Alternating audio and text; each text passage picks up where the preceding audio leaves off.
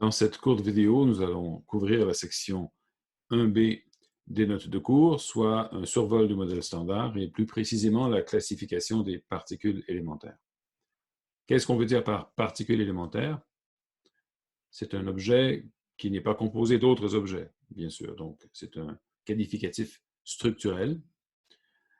On les appelle aussi des particules ponctuelles, quoiqu'il faut se rendre compte qu'en mécanique quantique, la fonction d'onde d'une particule ponctuelle peut être étendue dans l'espace, donc il ne s'agit pas ici d'une particule dont la position est arbitrairement bien définie, mais simplement d'une particule qui n'est pas composée d'autres objets. Ces particules sont divisées en deux grands groupes, donc il y a les fermions d'un côté et les bosons de l'autre. Donc, rapidement, qu'est-ce qu'un fermion? Un fermion est une particule ou un objet qui obéit au principe de Pauli ou plus généralement, dont la fonction d'onde, quand on parle d'un ensemble de plusieurs fermions identiques, de plusieurs particules identiques, dont la fonction d'onde doit être antisymétrique lorsqu'on échange deux particules dans la fonction d'onde. Donc, cette propriété fondamentale mène au principe de Pauli qui interdit que l'on place deux particules identiques dans le même état quantique. Et cela mène à cette notion ou cette propriété d'impénétrabilité de la matière, c'est-à-dire que l'on ne peut pas traverser les murs, en quelque sorte, comme un fantôme, c'est-à-dire que les fermions ne peuvent pas être comprimés de manière arbitraire en raison de ce principe de Pauli. On peut se figurer, par exemple, une base de fonctions d'onde qui sont presque des états propres de la position, donc des paquets d'ondes extrêmement fins, et le fait de ne pas pouvoir mettre plus qu'un fermion identique par état veut essentiellement dire qu'on ne peut pas faire traverser un objet compact un autre objet compact. De l'autre côté, les bosons, eux, ont cette propriété de symétrie lorsque l'on échange des particules identiques dans une fonction d'onde. Et bien sûr, ça ne mène pas à un principe de Pauli. On peut, en quelque sorte, empiler autant de particules que l'on veut dans un état quantique, ce qui mène à un type d'état qu'on appelle les états cohérents, où on peut justement avoir une grande concentration de particules dans une même onde, si vous voulez. Donc, le prototype de ça, bien sûr, c'est le laser ou l'état laser, où on a une onde électromagnétique, donc un état quasi classique, où un très grand nombre de photons occupent le même état. Donc, généralement, les fermions donc, constituent les particules de matière, les bosons constituent les forces qui vont donc permettre à ces particules de matière d'interagir entre elles. Donc, les bosons portent les forces, en quelque sorte, et le photon est le prototype du boson fondamental. Donc, le photon est associé à la force électromagnétique. Autrement dit, une force ou une interaction comme l'interaction électromagnétique est associée à des ondes, les ondes électromagnétiques. Ces ondes électromagnétiques, une fois quantifiées, sont justement les photons.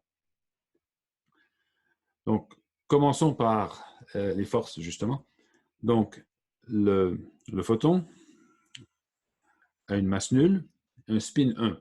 Le spin 1 se manifeste par la possibilité d'avoir des polarisations circulaires, disons.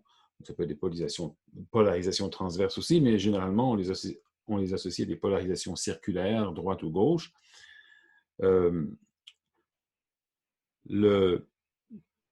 La généralisation, si vous voulez, ou l'extension du photon à d'autres interactions a été proposée dans les années 50. C'est ce qu'on appelle les théories de jauge ou les théories de Yang-Mills. Et les autres interactions fondamentales, donc l'interaction faible et l'interaction forte, sont de ce type. C'est-à-dire qu'elles sont portées par des particules de spin 1 qui devraient avoir des propriétés de spin et de masse semblables aux photons.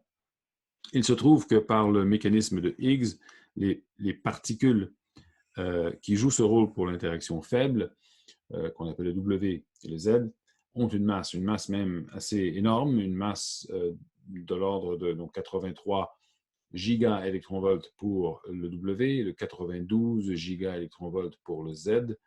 Et je vous rappelle que le proton a une masse de 938 mégaélectronvolts, donc un peu moins de 1 gigaélectronvolt. Donc ces particules ont une masse qui est presque 100 fois celle du proton. Et c'est en raison du mécanisme de Higgs qu'elles ont une masse. Sinon, elles devraient avoir une masse nulle. Et donc tout ça va être décrit dans le dernier chapitre du cours. Il y a aussi des gluons qui sont les particules qui portent l'interaction forte, donc les particules de la chromodynamique quantique. Il y a 8 gluons différents, on verra pourquoi il y en a 8. Et ces particules, contrairement aux photons ou aux W et aux Z, ne peuvent pas être observées isolément. Donc elles sont victimes de ce qu'on appelle dans le jargon le confinement de la couleur, qui fait qu'on pourrait peut-être en principe les voir en paquet de 2 ou en paquet de 3, mais jamais de manière individuelle. Donc toutes ces particules qui décrivent ou qui portent les 3 interactions électromagnétiques faibles et fortes forment ce qu'on appelle des bosons, de jauge, parce qu'elles sont décrites par ce qu'on appelle une théorie de jauge, et ça sera couvert dans l'avant-dernier chapitre du cours.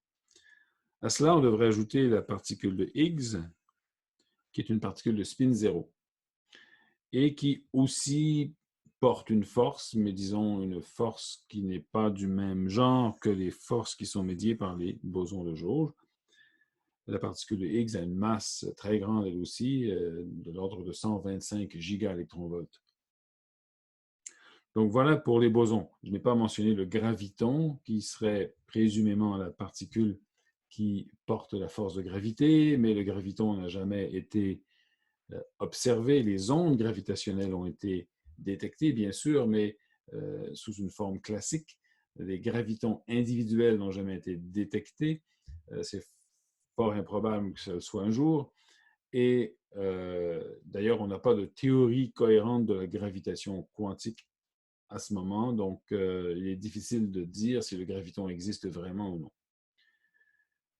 Donc, de l'autre côté, on a les fermions. Les fermions sont classifiés selon 2 grandes catégories. Il y a les leptons qui sont énumérés en haut ici et les quarks. Lepton veut dire léger, fragile, et le mot fait référence au fait qu'il y a l'électron là-dedans, et donc qui est une particule très peu massive en comparaison du proton et du neutron, par exemple. Les quarks sont les particules qui forment généralement ce qu'on appelle les hadrons. Les hadrons sont les particules qui ressentent l'interaction forte. Donc les leptons, eux, peuvent interagir via l'interaction faible. Toutes les particules peuvent interagir via l'interaction faible.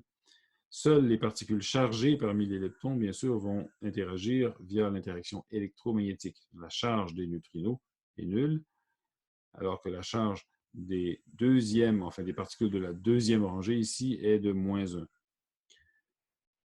Les quarks, eux, vont interagir à la fois par l'interaction faible électromagnétique et l'interaction forte. Donc, ils vont s'échanger des gluons.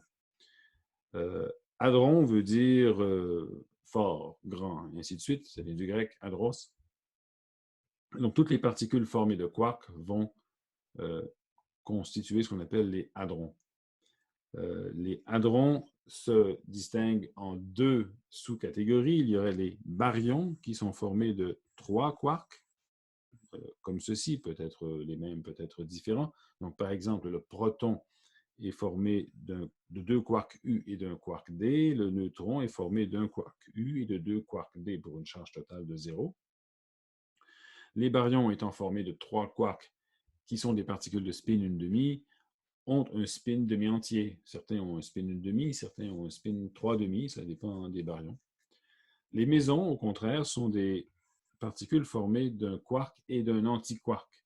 Donc, il est important de réaliser que toutes ces particules ici ont leur antiparticule. Elle n'est pas énumérée séparément dans le tableau, mais bien sûr, les antineutrinos, les antileptons, en général, les antiquarks existent avec des masses identiques à leur pendant matériel. D'accord?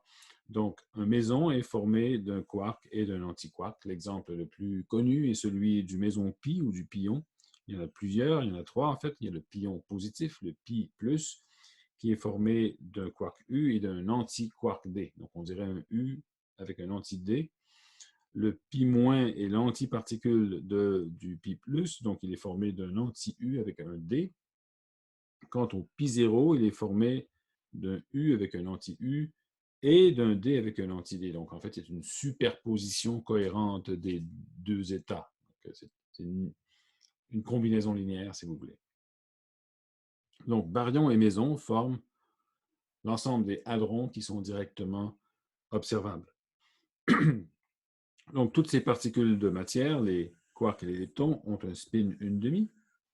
Donc ça, c'est en vertu du théorème spin statistique qui stipule que les fermions ont un spin demi-entier et que les bosons ont un spin entier.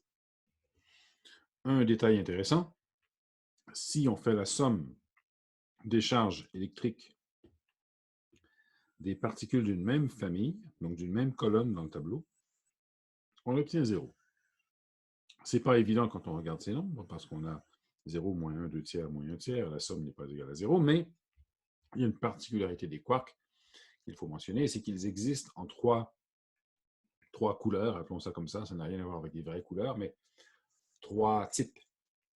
Donc pour un quark U, il y aurait trois quarks U, il y aurait trois couleurs différentes. Les trois états ont exactement la même masse, ils sont interchangeables, on peut les mélanger de manière quantique, c'est-à-dire en faire des superpositions cohérentes. Mais il reste que le nombre de degrés de liberté est 3 fois plus grand que ce qui est inscrit ici. Donc, il faut multiplier la somme des charges ici, qui donne 1 tiers, par 3, ce qui donne plus 1. Ce qui fait que la somme totale, ici, donne bien 0. C'est un détail qui a son importance.